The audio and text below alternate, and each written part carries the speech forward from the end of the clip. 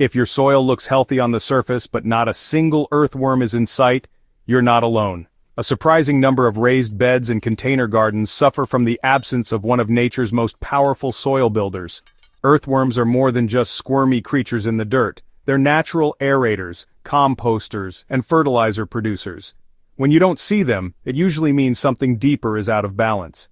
At Hydrohaven, we've helped countless gardeners troubleshoot this exact issue. And more often than not, it comes down to a handful of subtle but serious mistakes that drive worms away or prevent them from ever showing up in the first place. One of the most common reasons worms avoid a garden bed is lack of moisture. Earthworms breathe through their skin, which must remain moist for gas exchange. In dry or compacted soil, they suffocate and die or simply move on. Even if your bed looks fine at the surface, dry pockets just below can become worm-free zones. Raised beds dry out faster than in-ground beds, especially during hot weather or if they're surrounded by heat-reflecting materials like bricks or concrete. If you're not checking soil moisture a few inches down, you may be missing the real picture. Without consistent, deep moisture, earthworms won't stick around no matter how good your compost is. Compaction is another silent worm killer. Earthworms thrive in crumbly, aerated soil, not hardened chunks. Many gardeners unknowingly compact their soil by stepping into beds, overwatering, or using soil mixes heavy in fine particles like silt or peat. Once the structure is gone and oxygen can't flow, microbial life dwindles, and worms disappear soon after. Even container mixes can compact over time if not amended with enough coarse organic matter. A lifeless, oxygen-starved environment may still grow plants, but it won't invite worms. Rebuilding that structure with leaf mold, finished compost, or aged wood chips is crucial to turning it around. Synthetic fertilizers and chemical residues also play a major role in worm disappearance.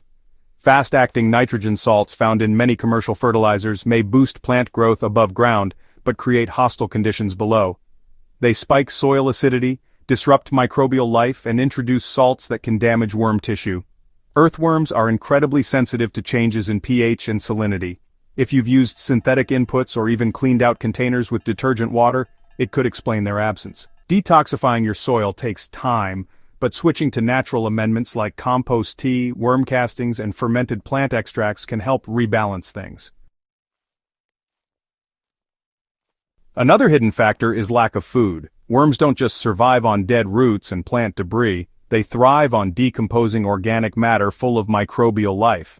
If you've been, a bit too tidy in your gardening, clearing every leaf, tossing every weed, or using sterile bagged soil, you may have created a soil system that's biologically starved. Remember, worms don't feed directly on raw scraps. They follow the microbial trail. Without consistent inputs like chopped leaves, fermented food waste, or alfalfa pellets, there's no microbial bloom to guide them. So, adding small, frequent amounts of decomposing organic matter gives them a reason to come and a reason to stay. Temperature extremes can also make your garden beds worm-unfriendly. In hot weather, especially in shallow raised beds, surface soil can heat up rapidly and force worms deeper than your bed allows. Similarly, during cold snaps, soil that's not insulated with mulch can become too cold for worms to remain active. If your beds are exposed, unshaded, or left bare, you're likely creating thermal conditions that don't support a stable worm population.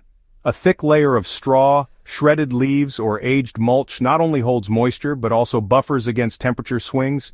It mimics the forest floor, exactly the environment earthworms evolved to live in. One overlooked but critical mistake is the assumption that worms will simply show up on their own. In many urban and suburban settings, especially with raised beds, balcony gardens, or isolated containers, worms can't naturally migrate in. If your bed is off the ground or boxed in by barriers like weed cloth or thick wood, worms have no way to reach the soil. In this case, you'll need to introduce them manually, or use worm-attracting methods like fermented rice water, compost bait stations, or worm-rich compost sourced from a trusted supplier. But before introducing them, make sure your soil is actually worm-ready, moist, loose, rich in microbial life, and free of chemical residues.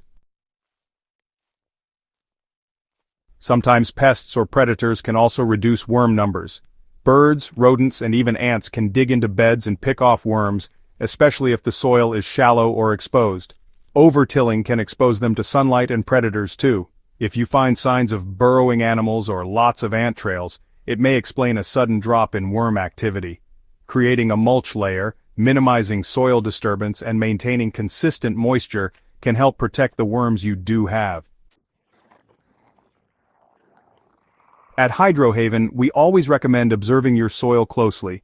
Dig into a small section and examine it with your hands. Does it feel loose and damp? Do you smell that rich, earthy scent of life? Are there castings? Or do you see visible roots surrounded by crumbly, dark soil? These are all clues. Earthworms don't lie. If they're missing, your soil is sending you a message. And with a few simple shifts, adding moisture, organic matter, biology, and protection, you can invite them back. If you've been wondering why your garden beds aren't alive with worm activity, now you know where to look. Don't give up. Earthworms can return quickly once conditions are right, and when they do, your soil will transform. Plant health improves. Moisture retention increases. Nutrient cycling becomes effortless. It's nature's version of self-repair. If this guide helped you identify what's keeping worms out of your garden, be sure to subscribe to Hydrohaven and share this video with other gardeners. When we learn to listen to the soil, we grow more than just plants, we grow ecosystems.